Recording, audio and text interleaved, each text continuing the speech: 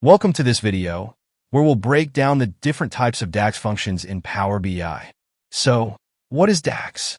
DAX, Data Analysis Expressions, is a powerful formula language used in Power BI to perform data calculations and analysis.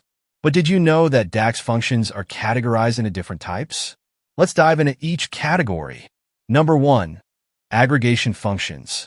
These functions perform calculations on columns or tables. Examples: sum, average, min, max, count, distinct count. Number 2.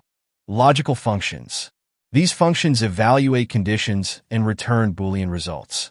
Examples: if, switch, and or not. Number 3. Date and time functions.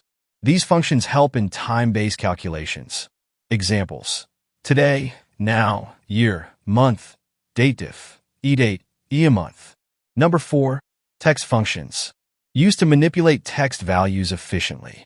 Examples: left, right, mid, concatenate, substitute, search, len. Number 5. Filter functions. These help refine data within calculations. Examples: filter, all except, all selected, keep filters. Number 6. Information functions. Return details about data types or values.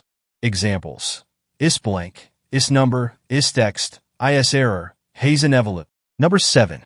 Parent-child functions. These are used for hierarchical data structures. Examples: path, pathitem, pathlength. Number 8. Mathematical and trigonometric functions. Perform various mathematical operations. Examples: round, ceiling, floor, sqrt, exp, log. Number 9. Statistical functions. Used for advanced data analysis. Examples: median, var, stdv, percentile.exe. Number 10. Time intelligence functions. Essential for time-based analysis and trends. Examples: totalit, total, previous month, some period last year, dates between, dated. Which DAX function do you use the most? Let us know in the comments.